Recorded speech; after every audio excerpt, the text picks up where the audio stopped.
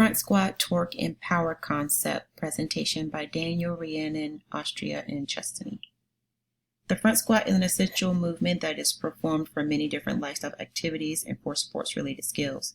As a part of motor skill development, this movement becomes less effective due to limitations in range of motion issues, which can cause injury when the movement is not performed correctly. Throughout the front squat movement, the force in action are the compression from the barbell onto the lifter's muscular tension, gravity, torque, and potential momentum. At the racked position, little to no torque is presented, as the moment arms are negligible with the load balanced directly midfoot. As the lifter descends the movement, arms increase, creating torque in each primary joint, back, hip, knees, and ankles. To stop the downward momentum, the lifter must create more torque, utilizing muscular force to overcome momentum and inertia and concentrically returning to the starting position. Calculating torque. When we know the length of the lever arm and the joint angle, we can calculate the moment arm length, which is horizontal line at the femur in the front squat. Once we know the length of the moment arm, we can calculate the torque by multiplying the length of the moment arm by the force produced from the load. The force would be the mass of the load times the acceleration by gravity. As the torque is a product of the length of the moment arm and the force, we can deduce that a longer moment arm will create more torque at the joint, assuming the load is the same. The barbell is acted upon by gravity, creating a vector that points straight down and creating levers and moment arms at the affected joints in the kinetic chain. The affected joints are possible points of rotation throughout the movement, fulcrum, including the back, the hips, the knees, and the ankles.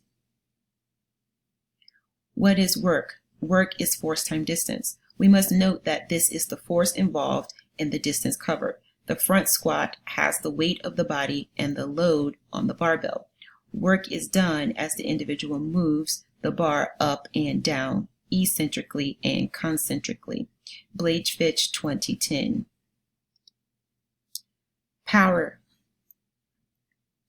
is how fast the individual's front squat is completed in. To simplify power, it is the amount of work that is done in a certain amount of time.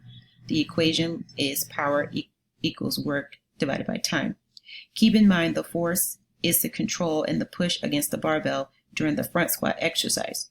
Power is created in the front squat in the concentric upward drive. As the individual improves their ability to produce force at a given load, they will improve their power in the concentric portion of the front squat. Blagevich, 2010.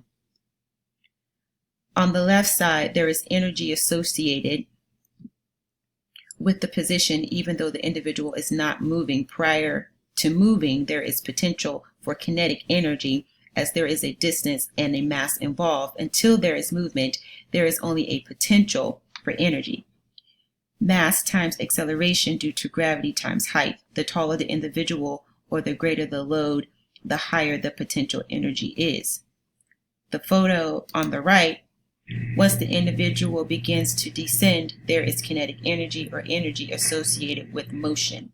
When the barbell is moving up or down, work is being done, and the energy potential the subject has is required to perform the pushing, lifting upward, and pulling downward, work divided by gravity of the bar. So before the front squat begins, there is potential energy. Additional controls: descend, eccentric, and ascend, concentric movement will help to deter the load from gaining momentum, which would place additional force on the body of the lifter. Also, lack of control leads to the breakdown of execution failure.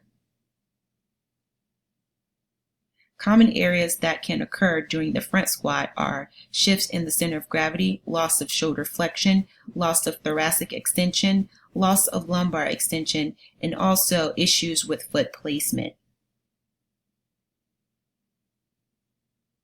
Improving technique and reducing injuries. Height and limb length increase the potential energy and the kinetic energy. Height and limb length increase energy torque required to move and the work performed, Otis 2016. Improving technique, addressing individual structure and appropriate loads will reduce the chances of injury and improve strength gains.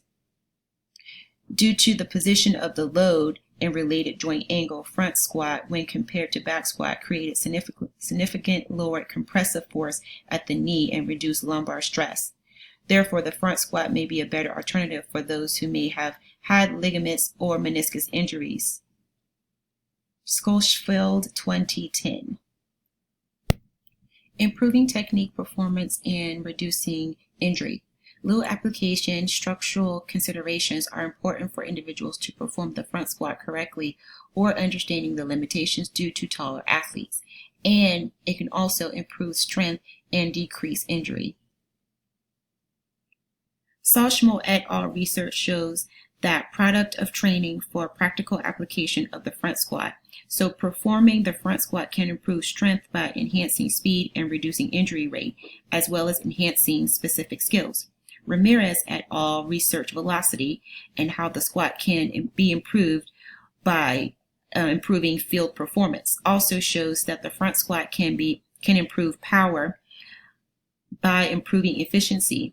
The study utilizes the rate of force development with the squat to help improve the skills while utilizing lighter weight, which can improve the 1RM. And that concludes the presentation on power and torque.